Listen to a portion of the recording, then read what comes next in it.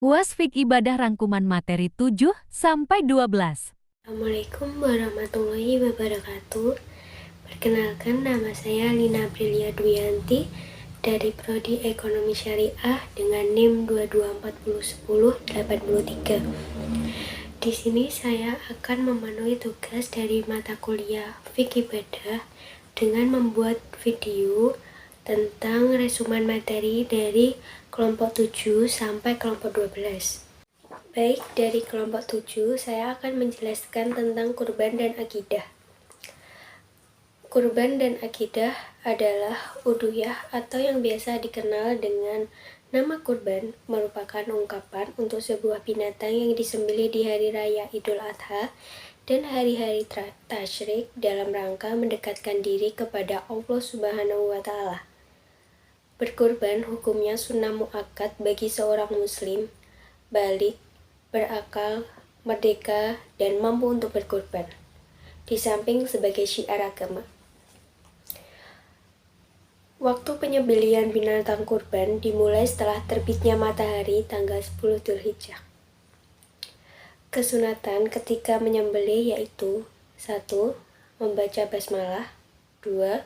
Membaca sholawat kepada Nabi, 3. Penyembelih menghadap ke kiblat dan leher hewan yang disembelih juga dihadapkan ke kiblat. 4. Mengumandangkan takbir. Dan 5. Berdoa. Macam-macam binatang kurban. 1. Binatang yang sah dijadikan kurban hanya ada 3, yakni unta. Unta yang akan dijadikan kurban harus berumur lebih dari 5 tahun. 2. Sapi. Sapi yang akan dijadikan kurban harus berumur 2 tahun lebih. Dan yang ketiga yaitu kambing. Apabila berjenis domba, maka harus berumur 1 tahun lebih atau 6 bulan namun gigi depannya sudah tanggal. Namun, apabila berupa kambing Jawa atau kacang, maka harus berumur 2 tahun lebih.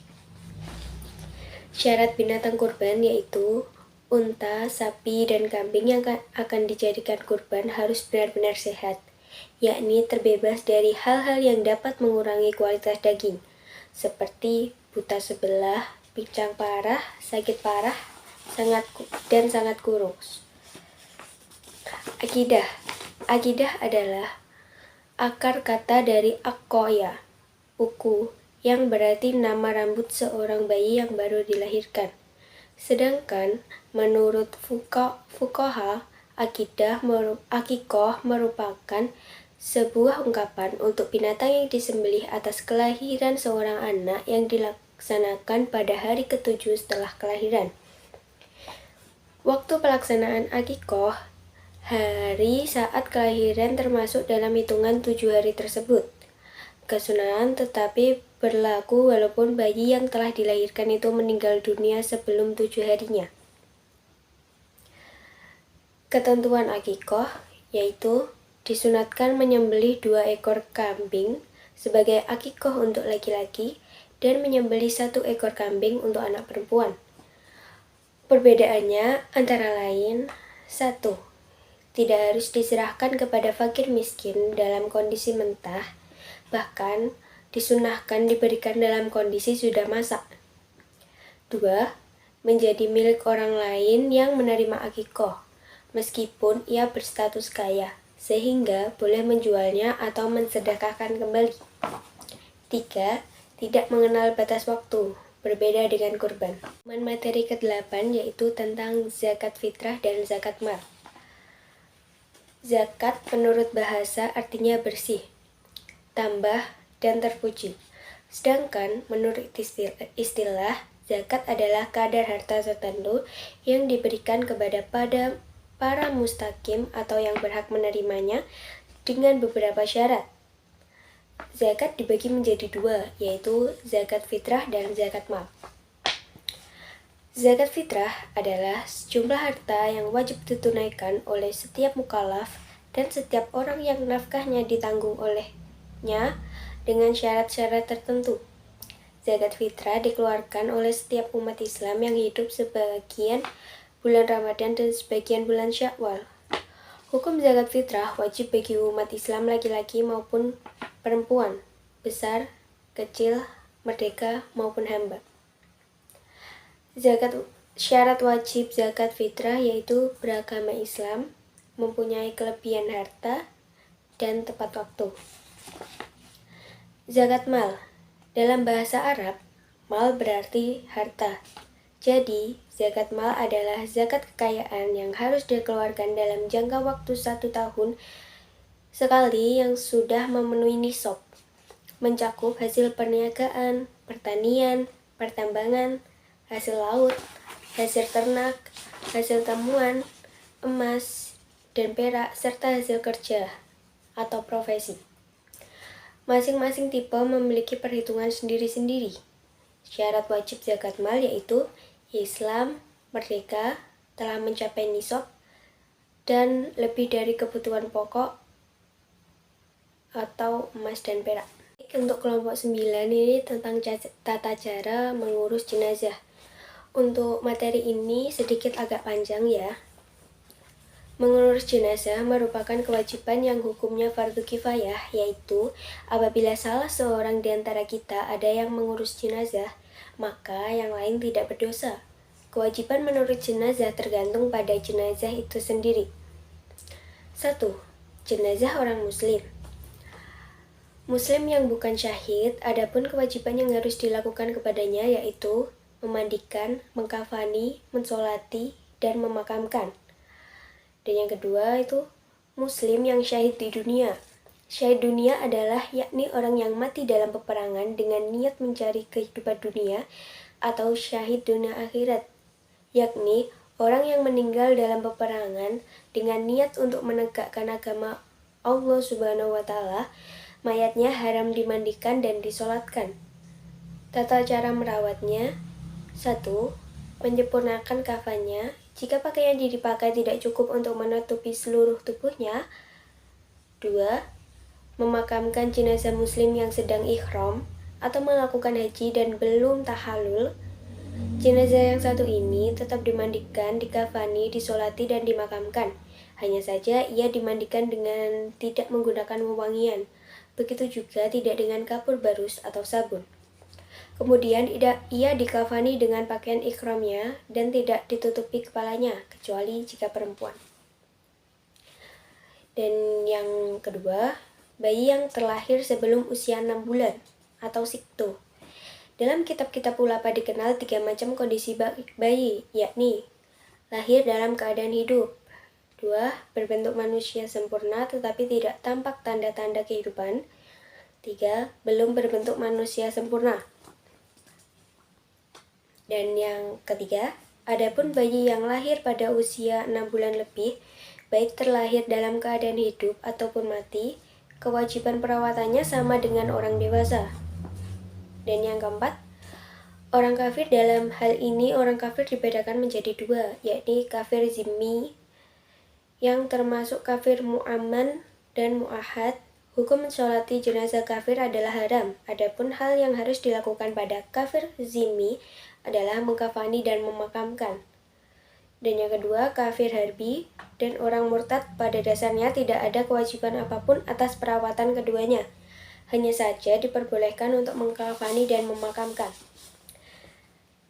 Tata cara memandikan jenazah, yaitu hukum memandikan mayat bagi seorang muslim yang hidup adalah fardu kifayah. Yang wajib dimandikan adalah mayat muslim yang tidak mati syahid, yaitu orang yang mati karena pertempuran fisabilillah melawan orang kafir. Orang yang mati syahid tidak perlu dimandikan. Berikut adalah tata cara memandikan jenazah. Yang pertama yaitu letakkan jenazah dengan kepala agak tinggi di tempat yang disediakan. Pastikan orang yang memandikan jenazah memakai sarung tangan. Dan yang kedua, ambil kain penutup jenazah dan diganti dengan kain basahan agar aurat tidak terlihat. Bersihkan gigi, lubang hidung, lubang telinga, celak ketiak, celah jari tangan dan kaki serta rambutnya. Ketiga, bersihkan kotoran jenazah, baik yang keluar dari depan maupun dari belakang terlebih dahulu. Caranya, tekan perutnya perlahan agar apa yang ada di dalamnya keluar. Kemudian siram atau basuh seluruh anggota tubuh jenazah dengan air sabun. Kemudian siram dengan air yang bersih sambil berniat sesuai jenis kelamin jenazah. Dan yang kelima, membaca niat memandikan jenazah laki-laki atau perempuan. Setelah membaca niat, miringkan jenazah ke kanan, lalu basah bagian lambung kirinya sebelah belakang. Setelah itu, siram dengan air bersih dari kepala hingga ujung kaki dan siram lagi dengan air kapur barus. Dan yang ketujuh, jenazah kemudian diwudukan seperti orang yang berwudu sebelum sholat. Perlakukan jenazah dengan lembut saat membalik dan menggosok anggota tubuhnya. Jika keluar dari jenazah itu najis setelah dimandikan dan mengenai badannya, wajib dibuang dan dimandikan lagi. Jika keluar najis setelah di atas kain kafan, tidak perlu diulang mandinya, cukup hanya dengan membuang najis tersebut. Kesembilan, bagi jenazah wanita, sanggul rambutnya harus dilepas dan dibiarkan terurai ke belakang. Setelah disiram dan dibersihkan, lalu dikeringkan dengan handuk dan dikepang.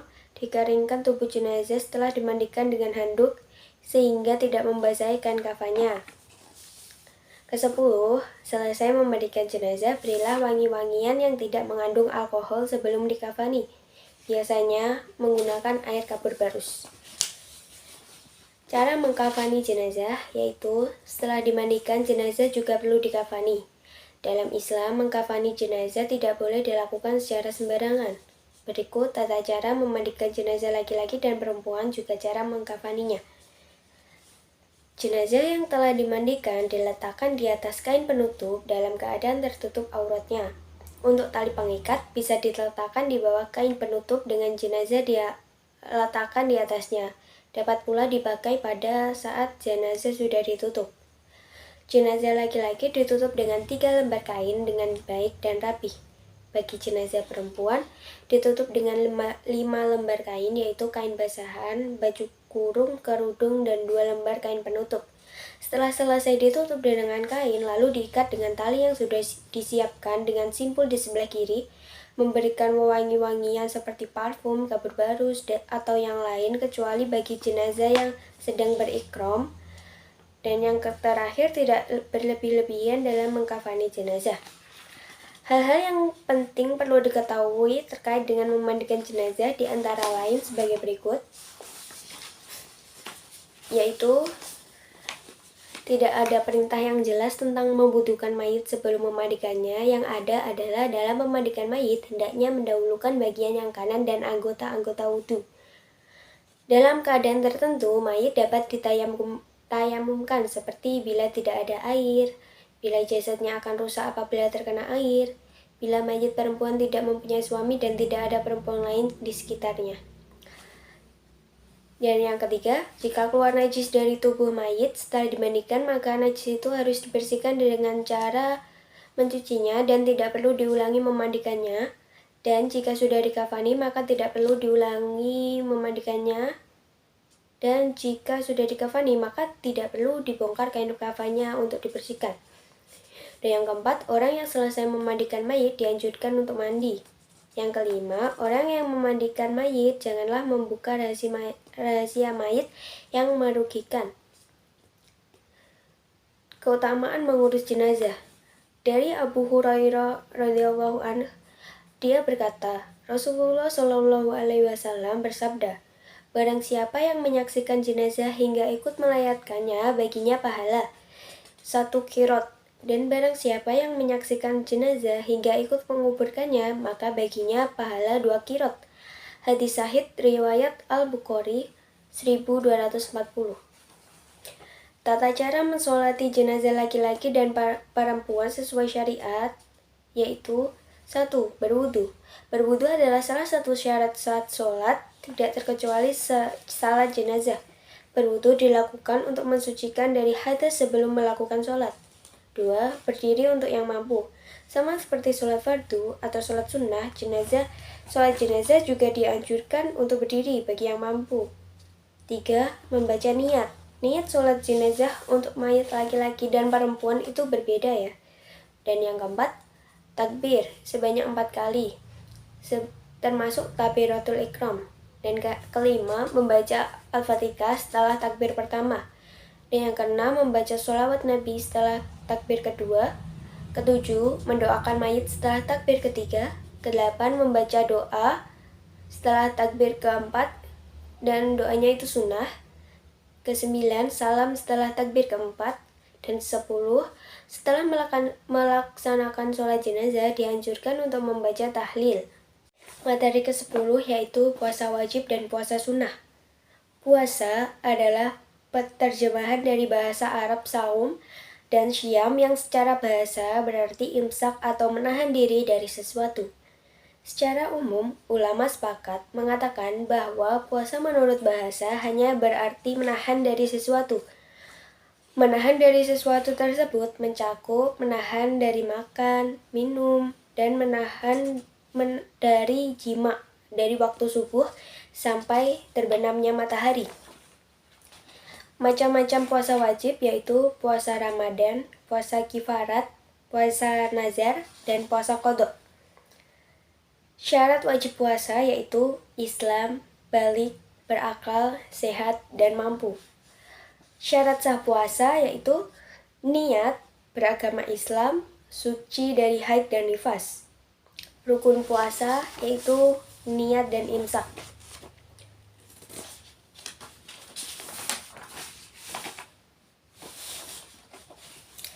Hal-hal yang membatalkan sholat yaitu memasukkan sesuatu ke lubang tubuh dengan sengaja. 2. Mengalami haid atau nifas. 3. Hilang akal. 4. Berhubungan badan. 5. Muntah dengan sengaja. 6. Keluar mani. 7. Murtad. 8. Memasukkan obat ke dalam dubur dan zubur.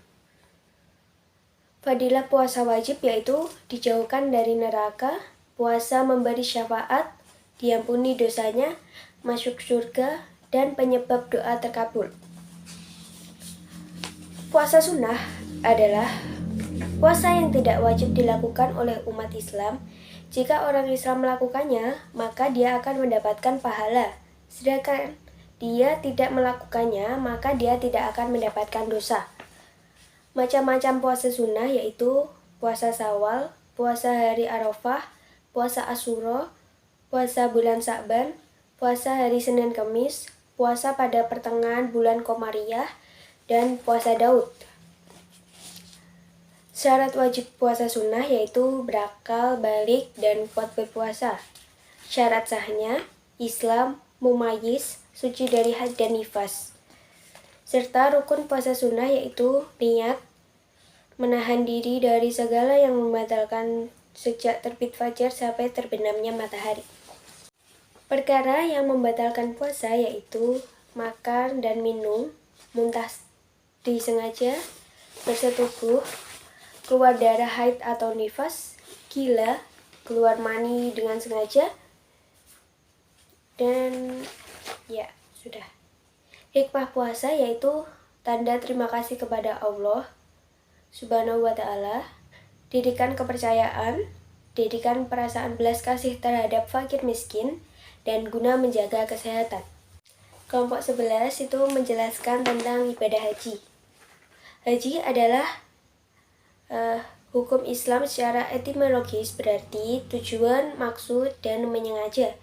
Sedangkan secara terminologis adalah beribadah kepada Allah dengan melaksanakan manasik yang telah ditetapkan dalam sunnah Rasulullah SAW. Secara bahasa, haji berarti al-qasd adalah pergi mengunjungi tempat yang diagungkan. Sedangkan secara istilah, haji bermaksud mendatangi Baitullah untuk amal ibadah tertentu yang dilakukan pada waktu dan cara tertentu. Ulama fikih mendefinisikan haji dengan menyengaja mendatangi Ka'bah untuk menunaikan amalan-amalan tertentu. Syarat haji yaitu Islam, berakal, dewasa atau balik, mampu, dan merdeka. Rukun haji ada ihram, wukuf di Arafah, tawaf, ifdah, sa'i, tahallul, dan tertib. Wajib haji yaitu berihram di Miqat, mabit di Muzdalifah, mabit di Mina, melontar jumroh, dan tawaf di Wadha. Rangkaian pelaksanaan ibadah haji yaitu haji tamattu. Pelaksanaan haji umroh terlebih dahulu dan setelah itu baru melakukan ibadah haji. Kedua, haji ifrad. Kebalikan dari haji tamattu, yaitu dengan mengerjakan haji terlebih dahulu lalu mengerjakan umroh. Dan yang ketiga, haji qiron, yaitu pelaksanaan ibadah haji dan ibadah umroh secara bersamaan. Hukum ibadah haji yaitu haji memiliki ragam hukum syar'i tergantung kondisi orang perorangan. Hukum haji terkadang menjadi fardu ain, fardu kifayah, dan ada kalanya sukarela atau tatawu. Tetapi yang pasti haji hanya wajib seumur hidup sekali bagi yang mampu dan memenuhi syarat yang diatur dalam hukum fikih. Hikmah dan keutamaan haji yaitu menyempurnakan keislaman, menghapus dosa, melipat gandakan pahala, meningkatkan iman dan takwa kepada Allah Subhanahu wa taala, memperoleh magfirah dan ampunan dari dosa dan noda, terkabulnya doa dan permohonan, memperoleh kesuksesan hidup dan balasan surga, mempersatukan dan mempersaudarakan umat Islam. Dan yang terakhir, kelompok 12 itu membahas tentang umroh. Pengertian umroh dalam terminologi ilmu fikih adalah berpergian menuju ke Baitullah untuk melaksanakan serangkaian ibadah umroh, yakni tawaf dan sa'i. Atau dengan kata lain, datang ke Baitullah untuk melaksanakan umroh dengan syarat-syarat yang telah ditentukan. Dalam definisi ibadah umroh ada 4 unsur penting, yaitu berpergian, Baitullah, rukun umroh, atau serangkaian ibadah umroh, dan syarat umroh. Syarat umroh yaitu beragama Islam, balik, merdeka, mampu, dan bagi yang perempuan harus ada mahramnya. Rukun umroh yaitu ihram dan berniat memulai umroh, 2 tawaf, 3 sa'i, 4 tahallul, dan 5 tertib. Perkara yang membatalkan umroh, bagi setiap orang laki-laki tidak boleh memakai pakaian yang ada jahitannya dan tidak boleh menutup kepala. Bagi wanita tidak boleh menutup wajah dan 2 telapak tangan. Memakai wangi-wangian dan minyak rambut bagi wanita, mencaci maki atau mengucap kata-kata kotor, bertubuh walau sudah sah, dan sebagainya. Tata cara umroh: 1. Ikram dari mikot. 2. Jika Anda telah sampai di Masjidil Haram, dahulukan kaki kananmu dan ucapkan doa. 3. Lalu mulailah melakukan tawaf dari Hajar Aswad. 4. Jika Anda selesai dari putaran ke-7 saat mendekati Hajar Aswad, tutuplah pundakmu yang kanan, kemudian pergilah menuju Makom Ibrahim. Dan yang kelima, selanjutnya pergilah ke Zamzam dan minumlah airnya. Dan yang terakhir, lalu pergilah menuju Sofa.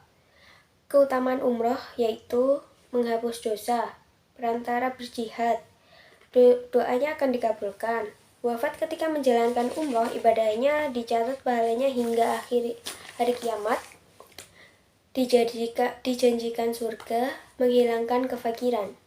Hikmah umroh yaitu diganjar surga, menjawab panggilan Allah Subhanahu wa taala, menghapus dosa, mendapat pahala yang besar, dan menguatkan iman. Sekian penjelasan materi dari saya. Apabila ada kesalahan kata atau kalimat yang berbelit-belit, mohon dimaafkan. Terima kasih.